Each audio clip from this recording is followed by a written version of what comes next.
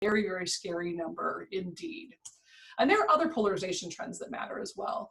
I think another important trend is this, concept of fake news, although we've seen that concept itself get very, very muddled from when we first rolled it out in 2016. This would be an example of what I would have classically defined as fake news, and also conspiracy theory.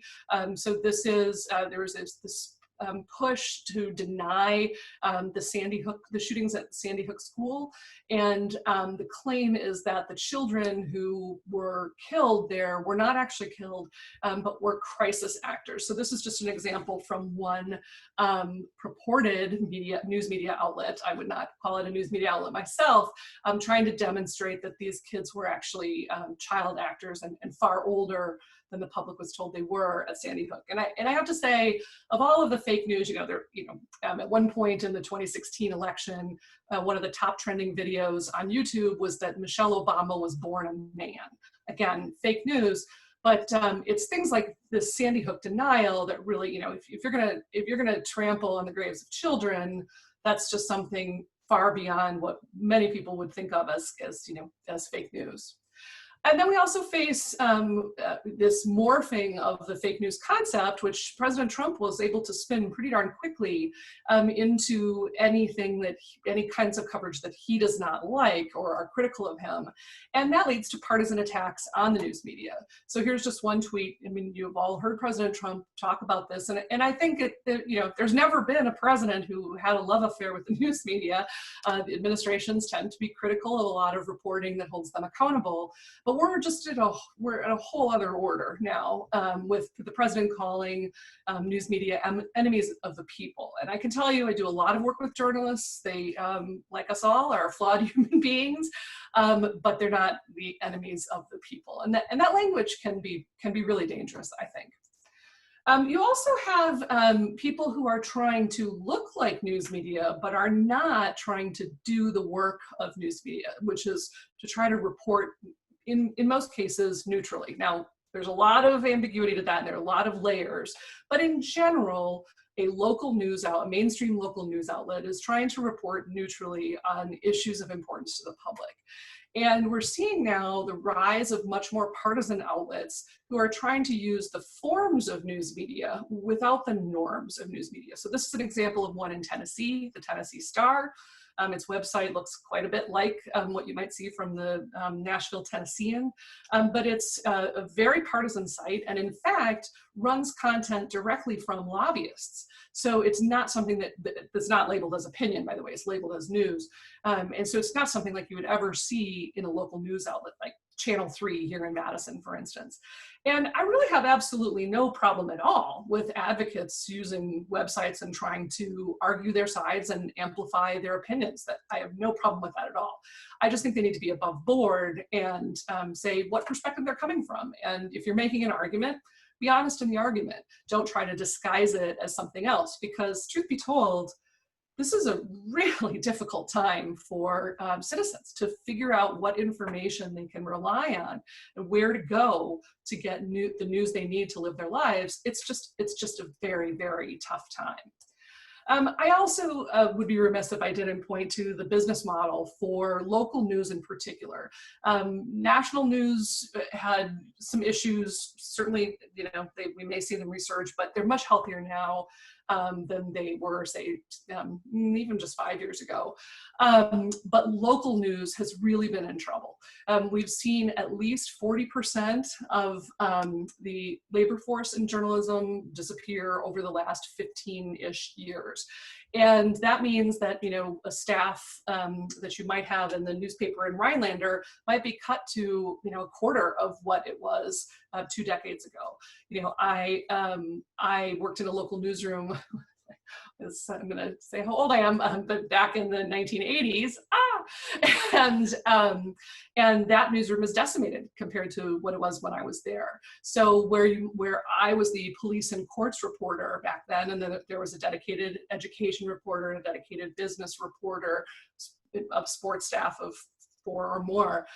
Now you might have one reporter. You know, my son is a reporter, and he, for a local outlet, and he now covers education, culture, police and crime, other emergency services, business, and public health. So he is trying to do so much more with so much less. And I think that's a really, really difficult situation. Coronavirus has just compounded that, has made it so much worse.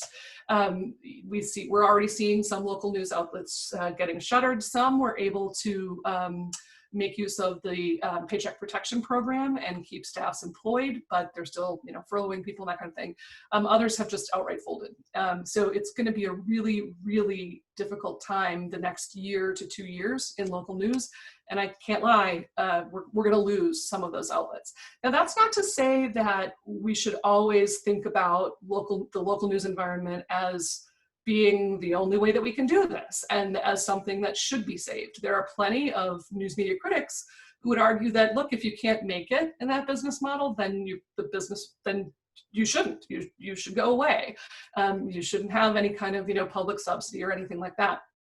That while we might not have the news business as it has traditionally existed over the last century, we're always going to have journalism. There are always going to be upstart outlets that will do investigative or hyperlocal news. I agree in part that we don't want to prop up something that might be failing on its own, but we do feel like right now we're in sort of this perfect storm moment where the advertising that had remained has now been, you know, COVID has wiped it out. And so I feel like we're at this very fraught moment for this virus and our information environment. Okay, so again, just a few trends there. I don't want to leave the impression that that's all I'm concerned about right now. There are plenty of other things that are of issue as well. But let's just talk a little bit about how we got here. Like, if that's where we are, what were the roads that led us here? And one of my favorite quotes about journalism comes from Kovach and Rosenstiel, two influential writers on news within a democracy.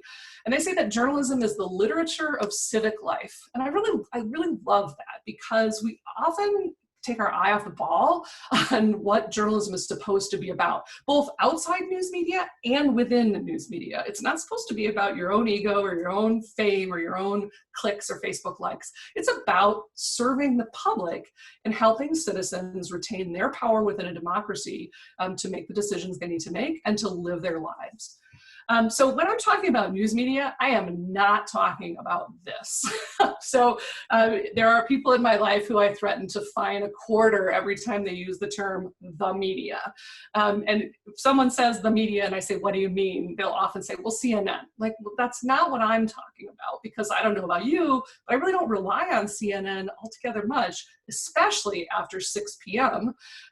To figure out how to live my life. So, you know, 4 talking heads on a screen arguing about something the president said at a rally is not my definition of what news media should be doing. This is my definition of what news media should be doing. This is a really phenomenal series that the Milwaukee Journal-Sentinel did called Deadly Delays. It was about newborn screening programs that are supposed to suss out whether children have particularly rare diseases. And some of those diseases can lead to not just to death, but also to severe debilitation, but can be remedied if they're caught within the correct window.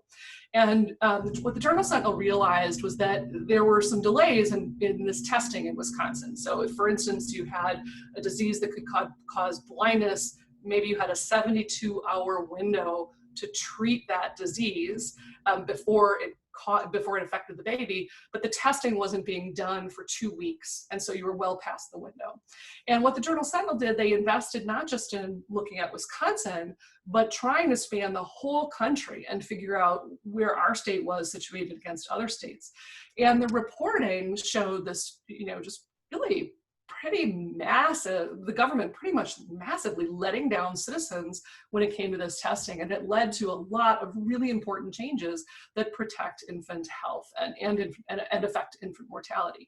That's the kind of thing I'm talking about. Reporting in the public interest, looking at a place where we have problems as a society and trying to figure out what's at the root of those problems and what are the solutions to those problems.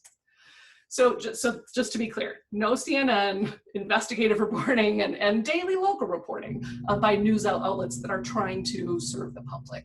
And that's not to say CNN doesn't do any good news coverage. That's not what I'm saying at all. I'm just particularly critical of the pundit approach and don't see that talking head approach as really giving us necessarily what we need. So let me talk about journalism ethics. I think I've gone, 12 minutes already, and I haven't used the word ethics. So let me ground the talk in ethics and say that I think a lot of people make the mistake of thinking of ethics as like this some code or list of things that tell you something is right or wrong. So I'll sometimes get emails in the Center for Journalism Ethics or a phone call saying, hey, this reporter did this, isn't that unethical? I feel very powerful, like I'm some judge with this magic boom stamp, oh, you are unethical, but I don't really have that power. I encourage students and everybody to think about ethics less as a code and more as a process. So more about what sort of reasoning do we have to go through to be able to justify our decisions to the people who are affected by those decisions. So there are stakeholders in any story. How do we justify our practices to them? And that generally boils down to these 5 tenets, which if you looked at a code of ethics, these tenets would generally appear in any news outlet's code of ethics or in the Society of Professional Journalists code of ethics. So first of all, seek the truth and report it. So go out and try to find what is going on and share that with the public so that they can use it to make decisions. And second, minimize harm. It's not that we're able to never, so it's not like a doctor, not do no harm, but minimize harm. And, journalism can bring harm. If I am a school bus driver and I get arrested for drunk driving and the Cap Times runs a story about that, it's going to harm my reputation. It's going to hurt my family. It's going to be embarrassing. But it is in the public interest if you have this school bus driver who may be jeopardizing kids by being intoxicated behind the wheel. So the idea is minimizing harm, not causing no harm whatsoever, because there are times where journalism does bring harm. The news media are supposed to act independently. So try to be free from entanglements with other people that would bias your coverage, that would cause you to report something in a way that's not truthful or not complete. And then be transparent. So be forthright about any biases that you may have. So entanglements that cause you problem. I was talking with someone about a reporter who is also a restaurant owner and was, peppering a governor or a mayor with questions about when we were going to reopen. It wasn't here in Wisconsin, but when restaurants were going to be reopened. And the question was, well, do your readers know that you own a restaurant? And is that really why you're asking these questions? Again, it's not an inherent conflict of interest. Like, I could make an argument that a reporter who owns a restaurant may have better questions about when things are going to be reopened and not necessarily just be pushing one's own self-interest. And then finally, the last one is that ultimately we're all supposed to be accountable to the public. The people should be able to understand our processes and challenge us on them, and we should be open to receiving those challenges. So that all sounds great, right? Like you tee that up for students on the first day of class and they go, yeah, let me sign on to that. And then we say, well, but we have those trust numbers that are in the toilet. Why is that? And it's because news media get it wrong. They go wrong sometimes. And so why do we go wrong? Where are some of the problems? Again, this is a short list, not a full list. But I'd like to start out by talking about how difficult it is to actually do journalism, because you take things that are highly technical and very complex, and you have to translate them for a general audience. You have to take them way down in space and time and relay them. So if you ever talk to anybody who was a source for a story for some journalist and you ask them what the experience was like, they'll be like, ugh, you know, the story was good enough, but I had all these things that I said that didn't end up in there, and what they picked wasn't necessarily what I would have picked. You know, particularly people who have subject matter expertise. I one time was interviewing a cardiothoracic surgeon, and I said, he asked what my research area was, and I said, journalism ethics, and he said, is that a thing? I said, yeah, that's a thing. It's a very important thing. We try to work really hard on it. But that translating the complex down into the simple to share with an audience is very, very difficult to do. When I was a police and courts reporter, I would watch an entire day of testimony in a criminal trial, and I had to take that down to a 300-word story. So you know that at any point I was ticking off a judge or a prosecutor or a defense attorney because of the choices I had to make. So that's something I think often gets misunderstood, is that that's very hard to do, and it's an easy place for mistakes to come in. And the next one is speed. So we are operating at warp speed right now, and mistakes can come in and problematic choices can come in, and we can fail to do that reasoning about how we would justify our decisions. So for instance, if I were doing that trial story today, so let's say my son, I'll compare me to my son. So back then, I would stay for a whole day's worth of testimony, not a whole day. I would probably be there for 2/3 of the testimony. And then I would come back and I would write a 300-word story that would go out in the paper for the next edition. So I generally had time. My son, if he were covering a trial today, first, he could not stay for the whole thing because he'd be covering other things. He'd have less time to talk to sources. He would have to live tweet probably from the courtroom, although some courts don't allow that. He would have to do a short Facebook post that's still that 300-word story. We might ask him to go on the radio and promote the story for the next edition. So there's just a lot more demand. He's operating at this much faster pace. So where I had more time to justify, do I name this crime victim who is testifying? He has less time to go through that reasoning. And it's not an excuse, it's a reason. I also think competition is very pernicious in news media. So trying to beat another outlet to the punch really works against ethical practice. I think we are in a time now where we're seeing a more collaborative spirit, especially since everybody is under such intense pressure. But there is still that competition, you know, get this out there before the other person sort of amps up this, you know, we're going to roll with it before we have that reasoning in place. I'd be lying if I didn't say that there was some ego to be had. You know, people who really like seeing that byline on the top as the top entry on the website, or like seeing their piece as the most shared. There's some strong arguments that metrics, being able to follow how many people have read your story, how many people are sharing your story, how many people commented on your story, can prompt people to go with something more sensational. And I think those arguments are really worth taking on and challenging. I also think in the news business, we have a diversity problem. Newsrooms in mainstream journalism in the United States are not representative of the citizenry of the United States. You will find most newsrooms are overeducated, overly white, overly male, and it causes, and overly suburban versus urban or rural. And that causes a lot of problems with coverage. I think you're seeing that now. You're seeing complaints about news media coverage with protests here in Madison and other places in Dane County.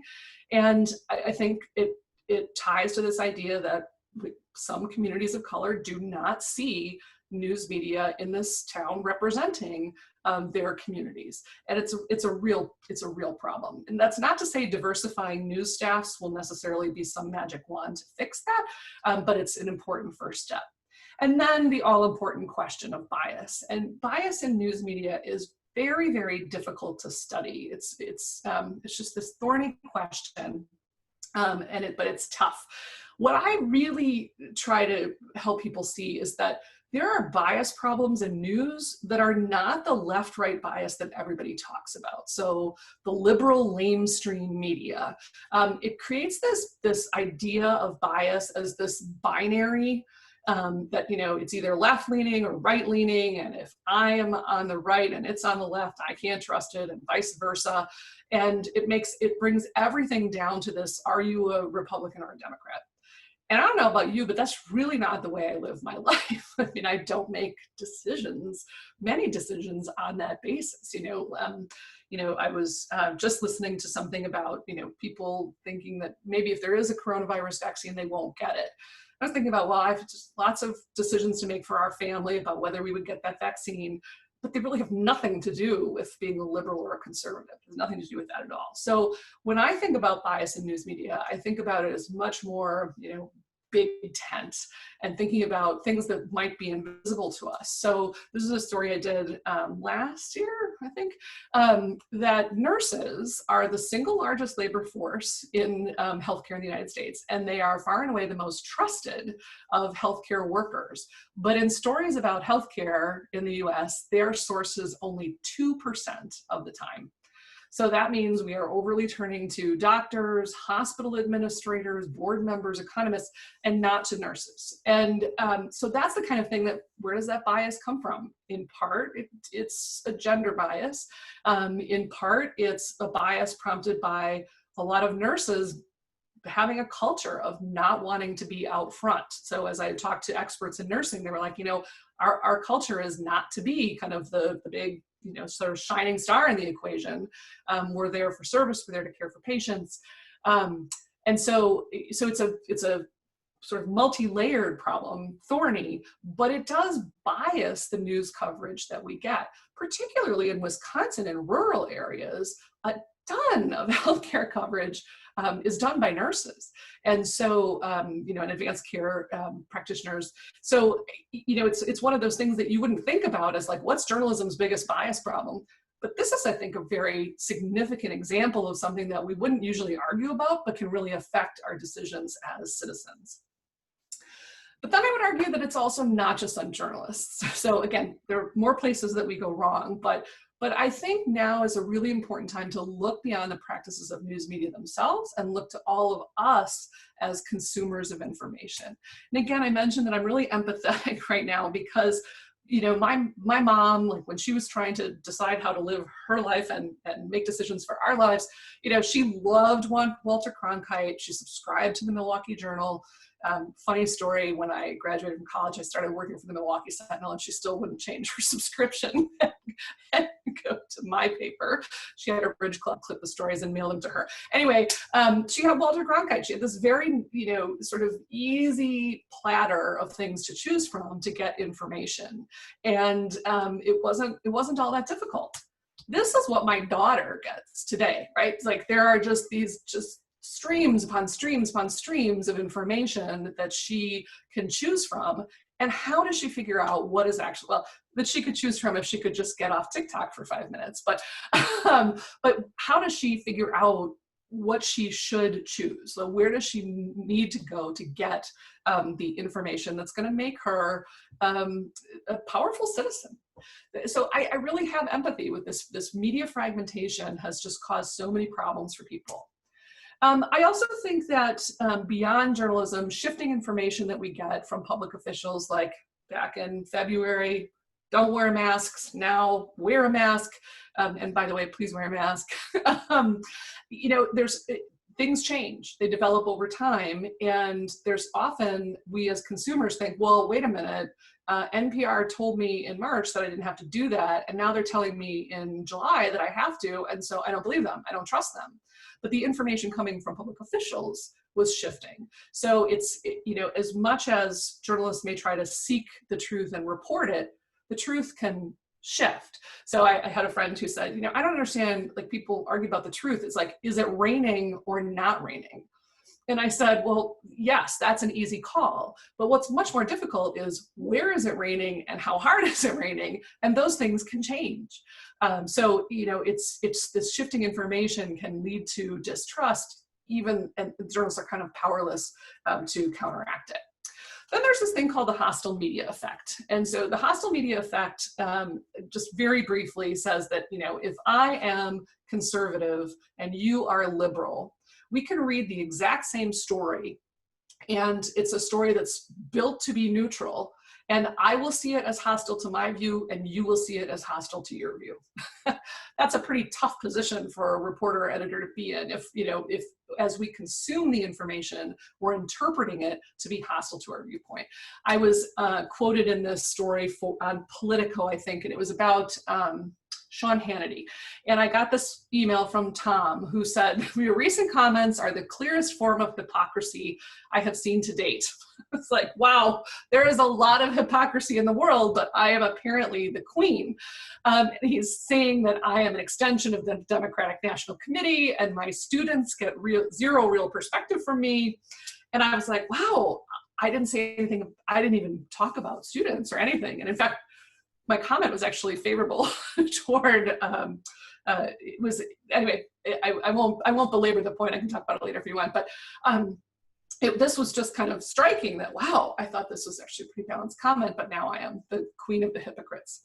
So if that's where we are and how we got here, where do we go now? Like what happens now? And these are a few things that I think would be very positive developments.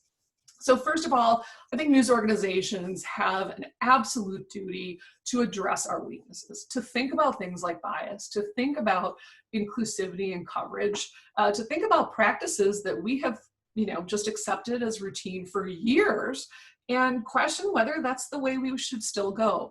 There's this interesting movement in the US right now towards what's called solutions journalism. So not merely reporting on a social problem like poverty, but offering places where they're attempting solutions. And even if the solutions haven't necessarily been worked out yet, we haven't shown them to be successful, people feel more efficacy when they see a solution presented than when they just see a problem presented. So if our idea is to empower citizens, then focusing on solutions or solutions in addition to problems is important.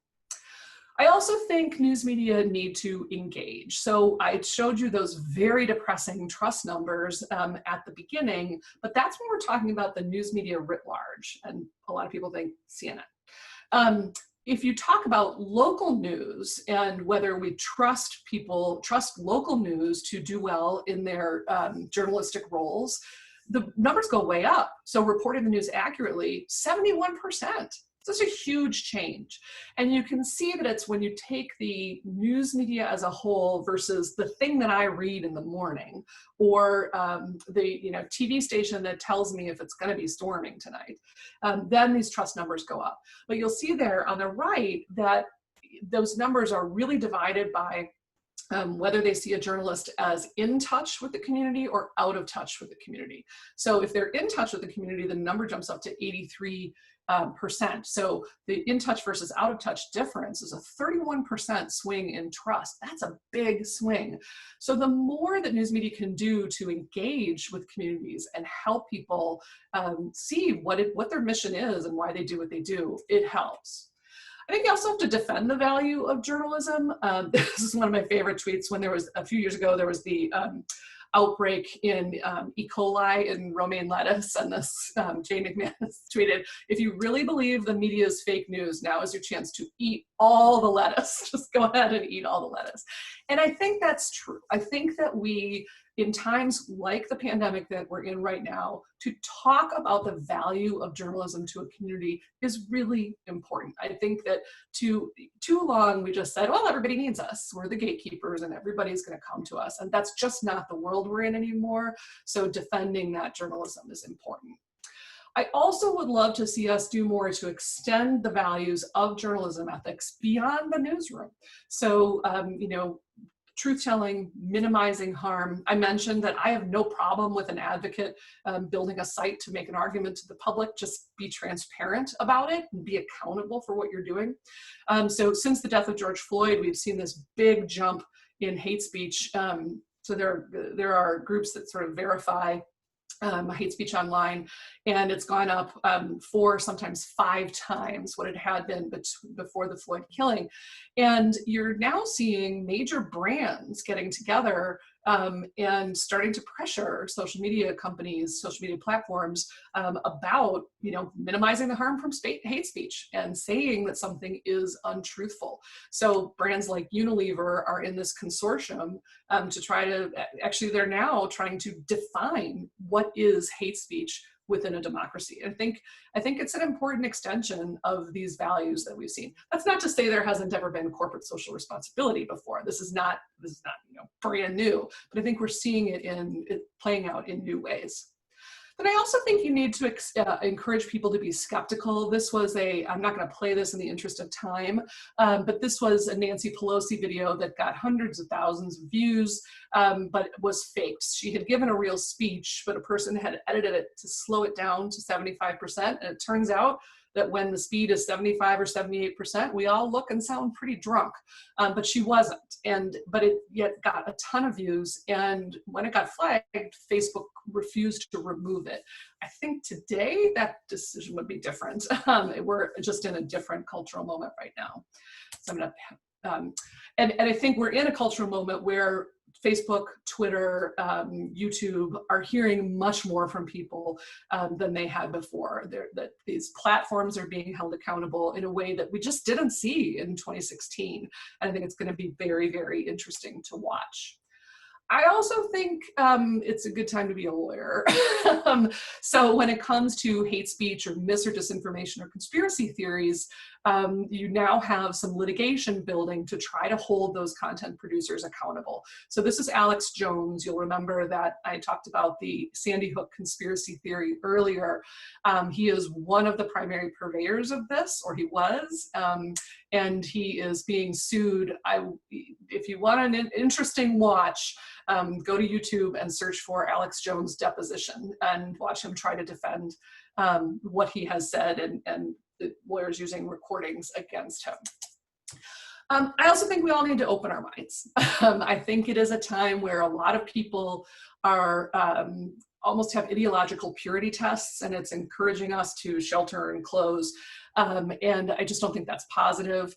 This is just kind of a funny example. This PolitiFact was checking whether Minnesota or Wisconsin had more lakes. I had a very closed mind on this question. I believe that Minnesota, land of 10,000 lakes, cannot hold a candle to my beautiful Wisconsin, but it turns out that that is false. I had to open my mind. Minnesota actually has more lakes, as people would officially define a lake. So we do not have more freshwater lakes, sadly, than Minnesota. But I did enjoy the tourism spokesman's response, which was, at the end of the day, we're happy to let Minnesota count their lakes and Super Bowl championships, and we'll count our own. So it's kind of a funny resolution to it. But ultimately, in opening our minds, what we're trying to do is encourage deliberation. So you'll remember Tom, who said that I had displayed the clearest form of hypocrisy he had seen to date. And I responded to him. I said, at first I was like, what am I going to say? But I just came back very, civilly and said, I don't know how you could judge whether I'm a hypocrite, but I try to live with integrity, and I try to give my students a good, well-rounded perspective, and I'm very opinionated on things, but respectful of their ideological beliefs. And then Tom sent me this message. I appreciate your response. I've lived long enough, 55 years, so Tom and I are almost the same age, to see a very troubling transition in journalism from being only somewhat biased to unapologetic partisan commentary barely disguised as news. The young and casual viewers of today's various forms of journalism are not getting any sort of objective view of the world. True journalism in America is on life support. You are in a position to make a positive difference before it is too late. This was one email exchange. And so I went from kind of the vitriol in his first message to me, to then this response that actually, we have maybe a shared hope that there can be positive change. And it's just because there was deliberation, one person talking to another. So Tom had a beef and he tried to hold me accountable, which is a good thing. I mean, it kind of hurt to be called a hypocrite, to be honest, but it's a good thing that he objected to what I had said and he contacted me. And then I responded to him to hold him accountable in return. And I think that sort of deliberation, if we can open our minds and if we can speak to each other civilly, is an important way forward. So Walter Lippmann, one of the great writers about journalism, said a free press is not a privilege, but an organic necessity in a great society. And I'm just lippy enough to edit one of the great thinkers in American cultural studies and say a free and responsible press is not a privilege, but a necessity. But today, I would go beyond that. I would say a free and responsible public sphere is not a privilege, but an organic necessity in a great society, which is to say, it's not just the press that matters here. It's all of us as public communicators on Twitter and Facebook, as consumers of information. We have ethical obligations in a very, very fascinating public sphere today. So with that, I'm happy to open it to questions. And I think Liz was going to, I'm gonna take us off of screen share. Liz was going to open it up for people to ask questions via audio. If you wanted to do that, that'd be great. Yes, if anybody has questions, you can go ahead and unmute yourself and go ahead and ask Professor Culver. If you're having issues, you can also type it into the chat, but go right ahead. I have a question. When you talk about taking the news and then reducing it to 300 words, I had heard at some point that you have to tone it down so that any fifth grader could read and understand it. What is the process for deciding at what level it's going to be expressed? Yeah, that's great. Thanks. It looks like your name's Marilyn. Thank you. That's a great question. So yes, I've never heard fifth, I've heard sixth grade, but yes, trying to say that do not make assumptions that everyone in your readership or your audience is at the same education level as you. So if news is supposed to be inclusive, it should be accessible to people at all sorts of different education levels. I've never really known a newsroom to formalize that. There are actually places where you can run a check. You can, load it into now there are, where you can load it into a website and find out what grade level it's at. But you would often see copy editors, for instance, say, this word is not appropriate. Let's use this word instead. So you see that's sort of an internal process of journalists trying to get it through on the right, and then editors on their first right, and then editors maybe going through and changing up some of the language. But it's meant to be inclusive. You, of course, will see that completely vary by publication. So the Wall Street Journal is going to hit at a higher level than Channel 15 here in Madison with its copy.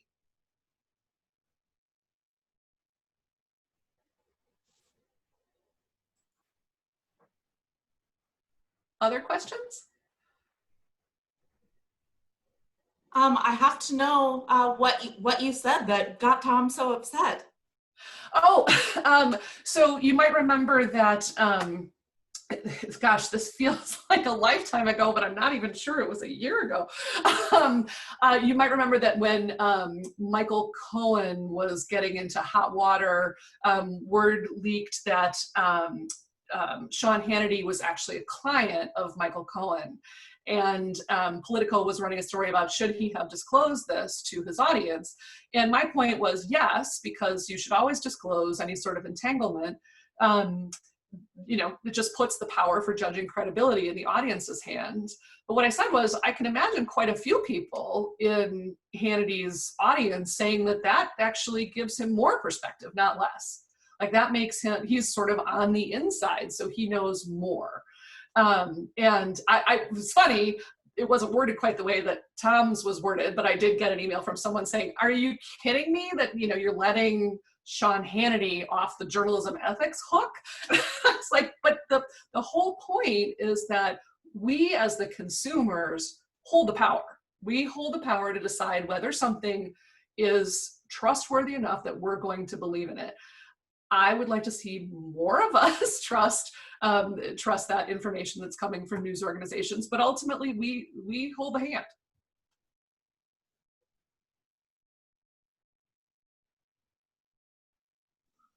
Are there other questions? Oh, let's see. I see someone in the chat. What is the most difficult piece you've had to write?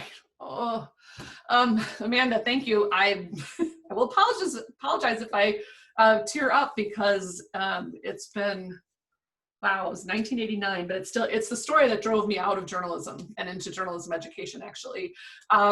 There was I was living in Kankakee, Illinois at the time, and there was right before Christmas, a horrible fire that was at a county board member's house, and his 4 children, his wife was out at a Christmas party, 4 children, I think the oldest was 12, were home alone, fire broke out, and the 4 children all died. And ultimately he was tried and convicted of setting the fire, though it's one of those cases where the evidence was really, it's always one that you kind of want to circle back to.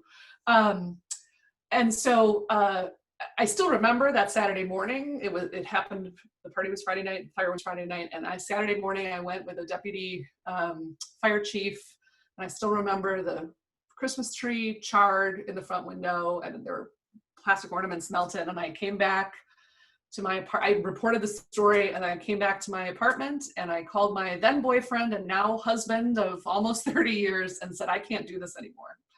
I just can't do it. And it's yeah, a very, very difficult story. And I think actually, if I can, oh, I'm sorry, I should say, Amanda said the question came from Yesian on Facebook. So thank you for that question. I should say, I think we're in a much better place now. Not every news organization, but many news organizations are much more aware of the impact of trauma on journalists. So the constant covering of, homicides, fires, being in conflict zones, we're trending in the right direction there, as opposed to just, you're a journalist, you're supposed to be tough, you can handle this. So it's, I think we're getting better about that. I think we're also getting better about trauma-informed journalism. So understanding that some of the social problems we see, we have to think about them in terms of traumas that people went through. So I think we're better off there. Okay, so Alan asks, what do you call CNN talking heads employed by CNN, if not journalists?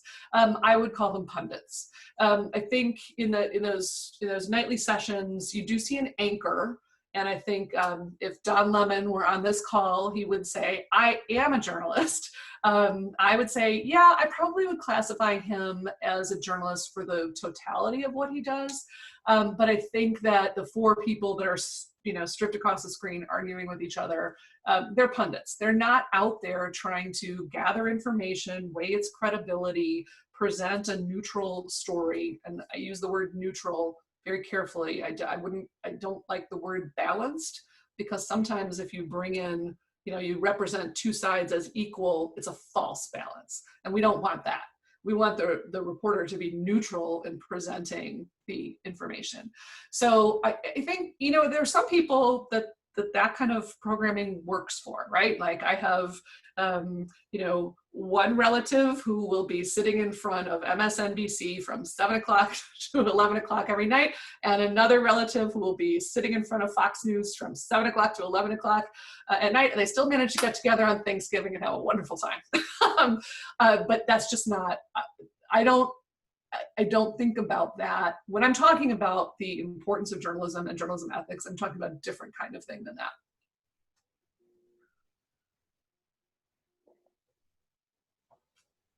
What do you think the future is?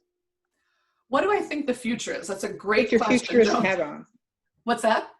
Put your futurist hat on. My futurist hat on. Well, that is a great question, Joe.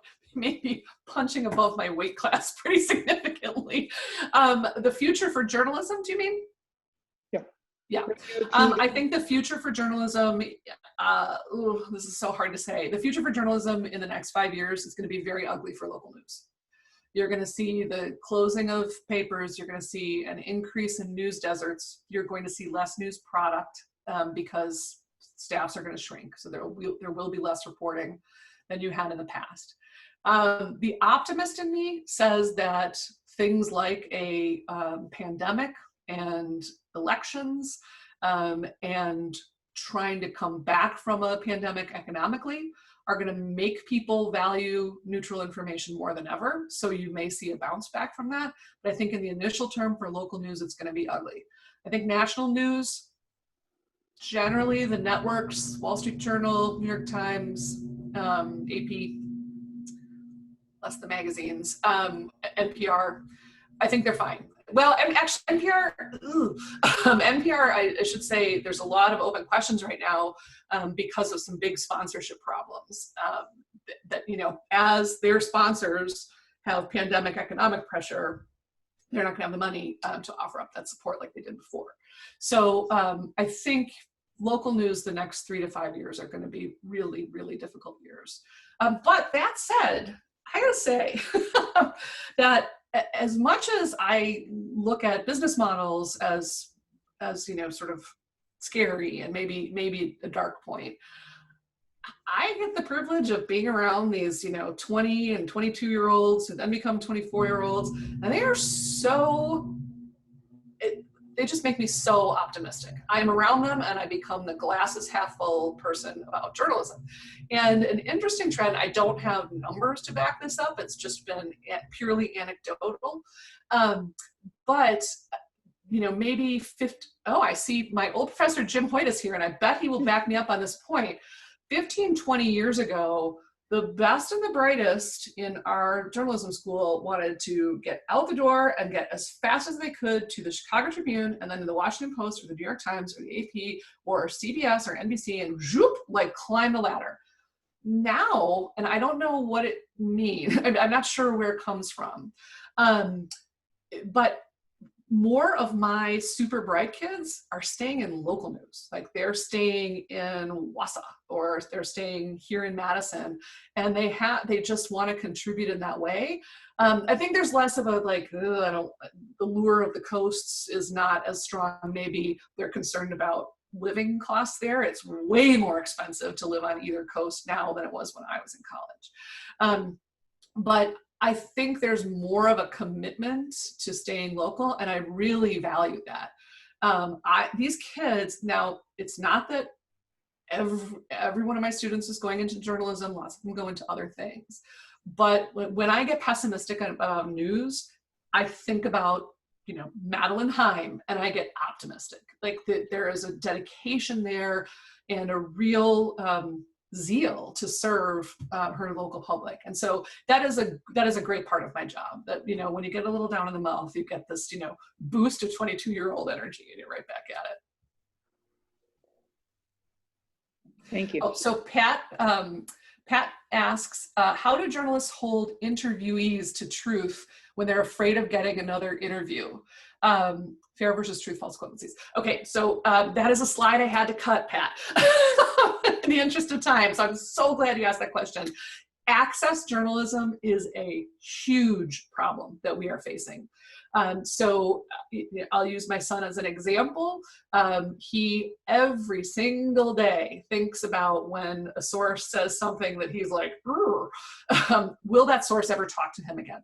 If he runs that story, will that story? And I talk to him and I say, kiddo, you got to run it. You have to run that story.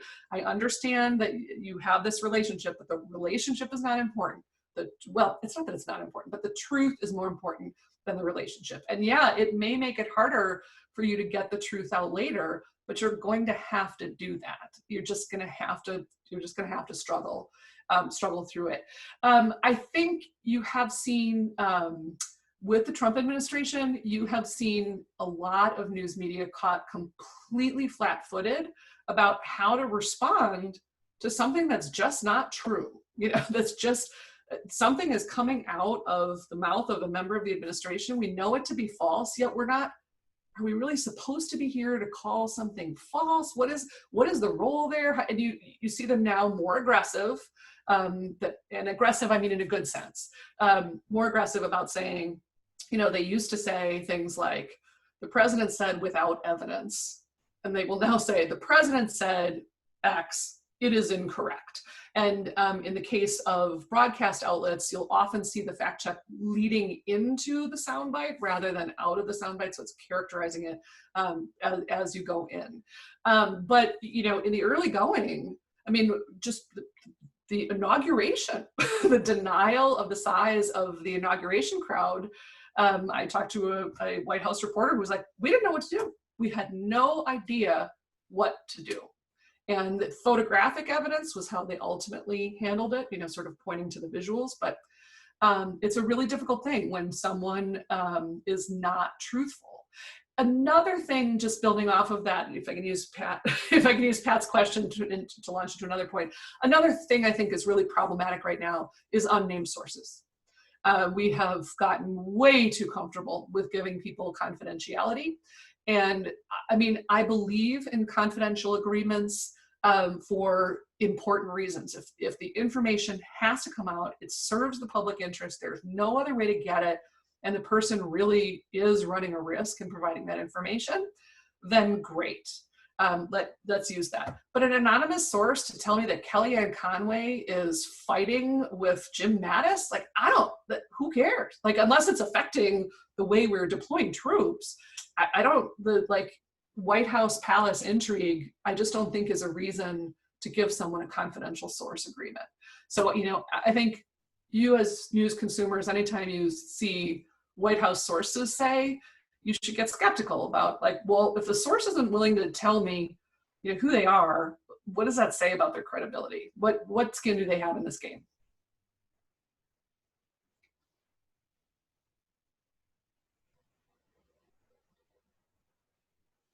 Anything else I can answer? Making sure I'm checking the chat. Kathy asked, are you optimistic about young people going into journalism? I am. I think we, sometimes I'm not altogether optimistic about parents wanting their kids to major in journalism in college. I get some very skeptical parents saying, wow, really? You're telling me that this industry is cratering and I should let my kid do this? And I said, and my answer is, well, I let my kid do it. So I do think that a journalism education can be a gateway into so many different things. We see people go from a reporting career into, I have one who's reporting career, she is now working for the Sierra Club, another who is an executive at Facebook. You can carry it a lot of different places. So I can say with confidence that it's the best major on campus.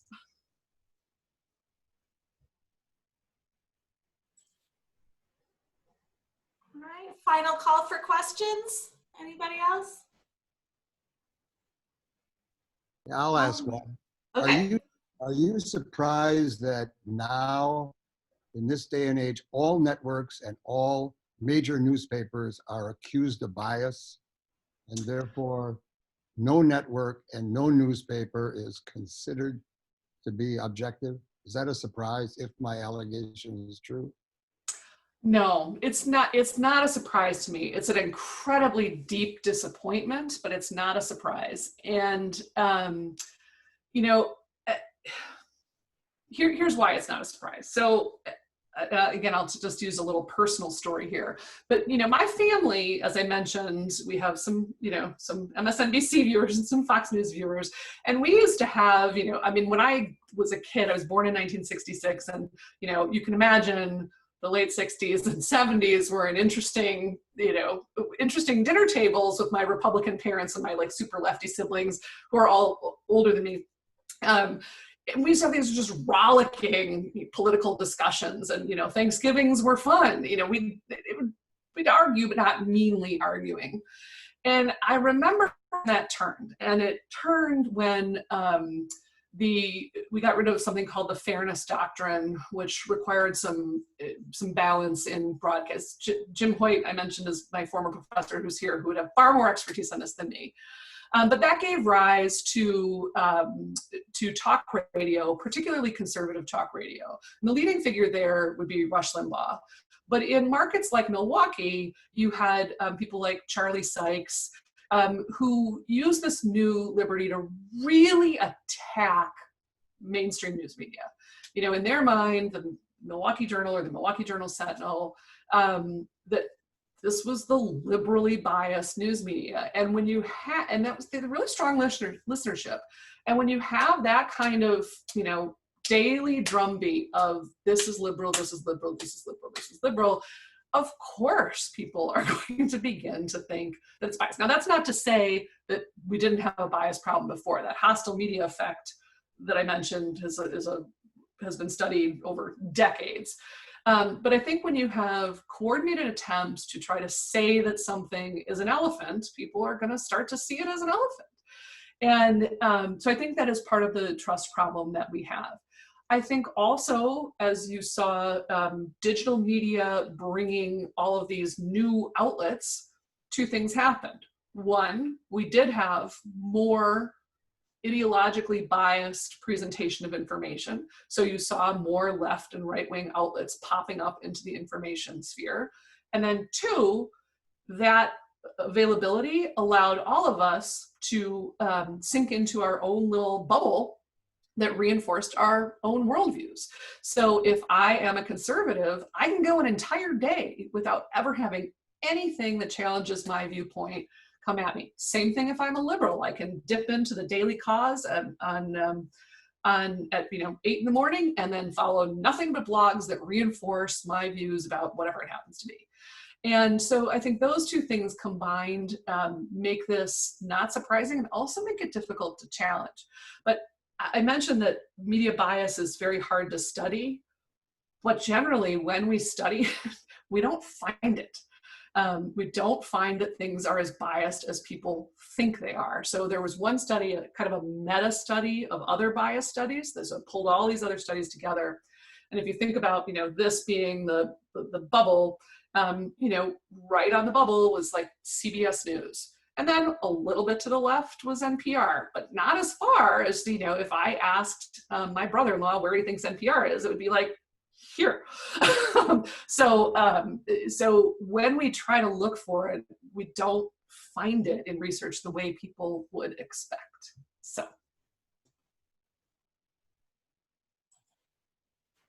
All right, thank you so much, Professor Culver. We really appreciate you taking the time to talk with us tonight. Well, thank you. I have to give a shout out because I see someone just popped up on my screen. That's Natalie Yar there, who should wave. Natalie is one of my former students who's now an outstanding reporter with the Cap Times. I know that she's working on an upcoming cover story, so you should watch for Natalie's work. She's one of those people that I mentioned who has a real dedication to local news. She could be on a fast track out to a coast, but she's here dedicating her life to local news. So she's the kind of ethical reporter that I would point to as an exemplar. So hi, Natalie, good to see you. Okay, everybody keep your eye out for Natalie. Thank you all for coming, for spending a summer night talking about this. I really, really appreciate you all being here. This is what I love to do. We really appreciate you taking the time. Thank you so much, and thank you for everyone for joining us. Please check out our events calendar for the rest of the lectures coming up in the election edition series at midlibrary.org/events. And thank you all so much. Have a great night.